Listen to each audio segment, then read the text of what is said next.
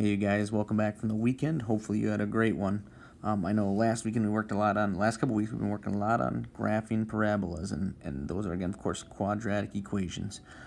We're still going to be now moving on to the next part of the chapter here, which is not as much graphing. We're working on some other ways that you can solve quadratics.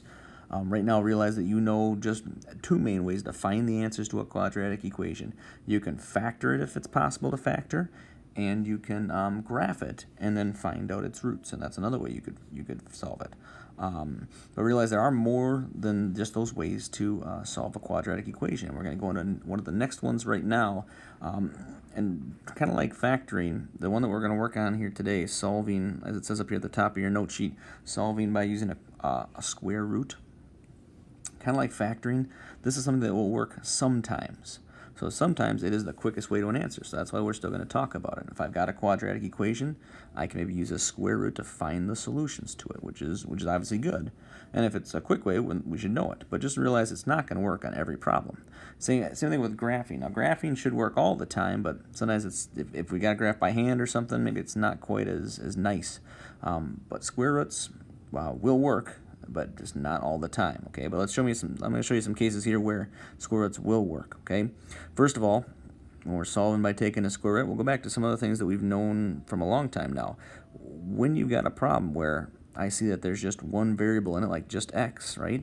Well, we can solve for x and get it by itself by like dividing both sides by 5 here, and x equals 5, right? Or this one, we can multiply both sides by 4 and get our answer. Or even add 7 to both sides in this problem and get our answer, okay? Well, look at these problems here below on your first slide there. Notice that we don't see this as much, but there are quadratic equations where I can get the variable by itself. So take a look at the ones that I've got here. X squared equals 49. And even this next one. On these two problems, I can get the variable by itself. I can get to a point where I can say x equals, and in this case it's x squared, but I can get it by itself and then use a square root to solve. Just go back to other problems like we've been doing, in the past from factoring or even graphing. When you have something like x squared plus 6x plus 9 equals 0, right?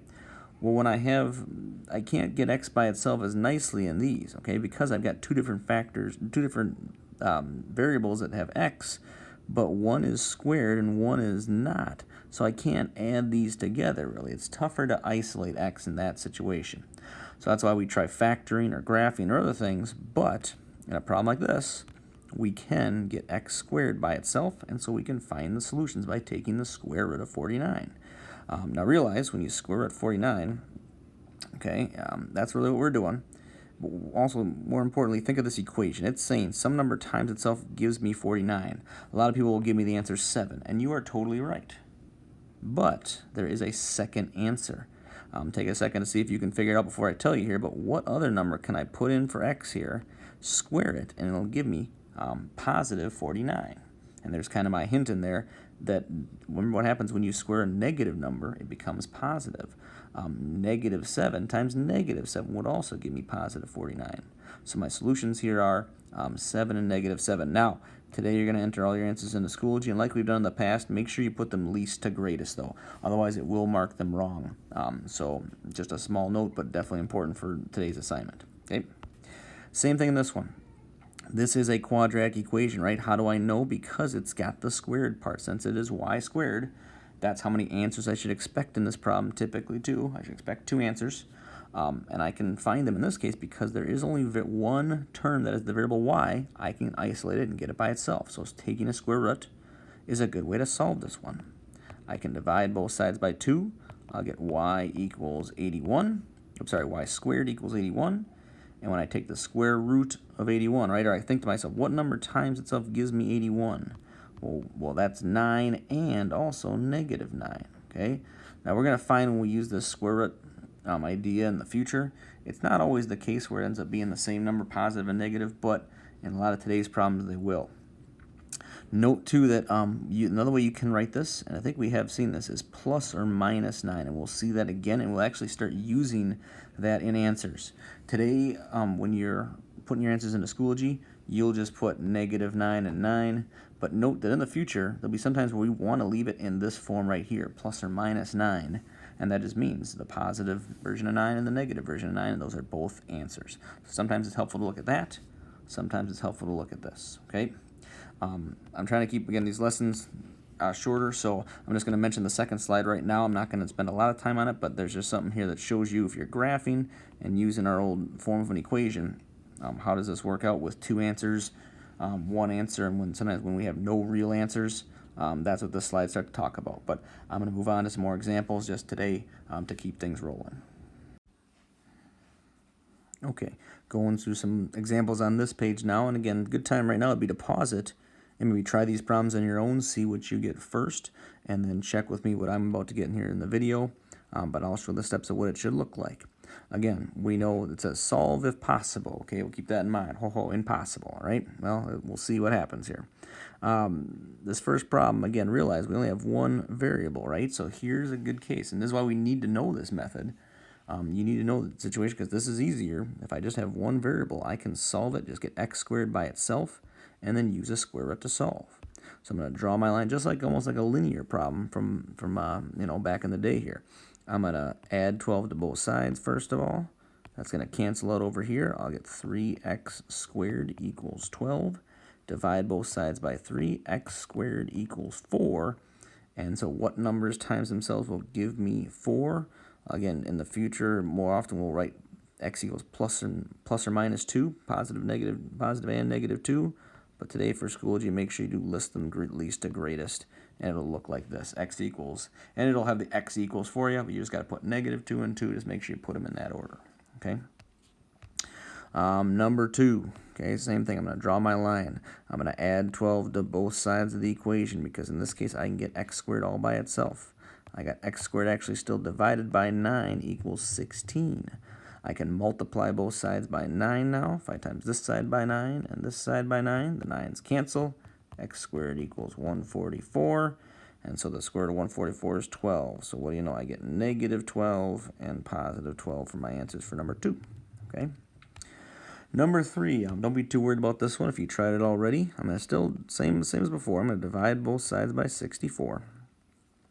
And I'm going to leave it as a fraction. You'll find even today's problems too, leave them as a fraction for some of the solutions. It's actually better way for us to deal with them, okay? We don't always have to. Some problems will say round nearest hundredth and you'll put some as a decimal. But this one right here is a fraction. Note what those numbers are, right? 25 and 64. Those are also square roots. And remember, there's a rule, actually, when you square root a fraction, you can actually just square it like the top number and the bottom number individually. And so for this problem here, I'm going to find some space over here. My answer ends up being negative 5 over 8 and positive 5 over 8. And you'll see some of those today too. So just realize if it's a fraction, don't be too worried. That can happen, especially when they're both perfect squares like that. It's kind of nice. Okay. All right, and the last one, we'll see if I tricked you on this last one here. Okay. I'm going to subtract 100 from both sides, right? So it cancels out on this side, and now I get 9x squared equals negative 100, realize, right? I divide both sides by 9. I just talked about leaving things as a fraction, so maybe you saw the fraction and didn't think about the rest of it here. But right here at this point, remember what this is saying, you guys. If you try to square it both sides and you thought it was 10 over 3 and negative 10 over 3, that's wrong for this problem, okay? Take a look. Some number times itself has to give me negative 100 over 9. But remember, when I multiply something by itself, right, whether it's a positive number, it'll give me, if I square a positive number, it gives me another positive. If I square a negative number, it gives me a positive as well.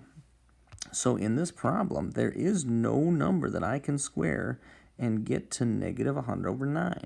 So here's what we're going to write now going forward. We're going to write that there's no real solutions, okay?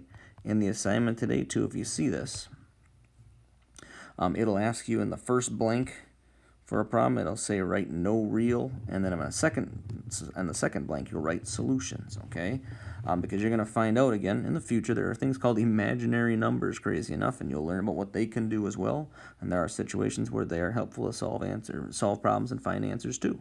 But we are just dealing with real numbers, okay? Rational, irrational, integer, whole number, natural number, all those are all real numbers.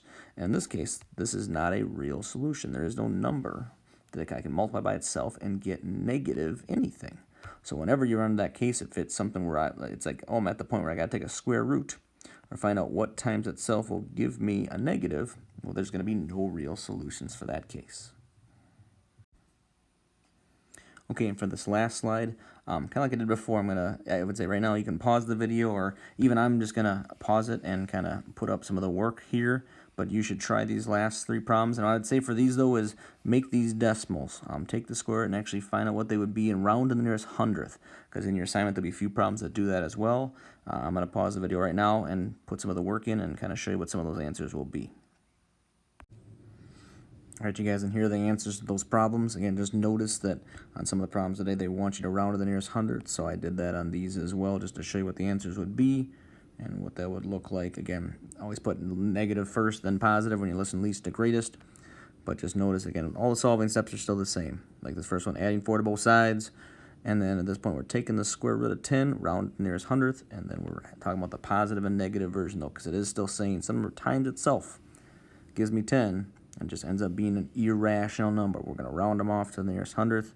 So there's the answers for that first one, that second one, and then here's the last one as well. Even if it's a fraction, don't be too worried about that. We can still get an answer to the nearest hundredth, like 2.12, positive and negative. Okay? Again, let me know if you have any trouble. Just use the support board or email me. Or again, I'm figuring out Zoom more and more, so as people are doing that, so definitely if you need help or a quick check-in, please do that. All right? Good luck, you guys. Let me know how you're doing. Thanks.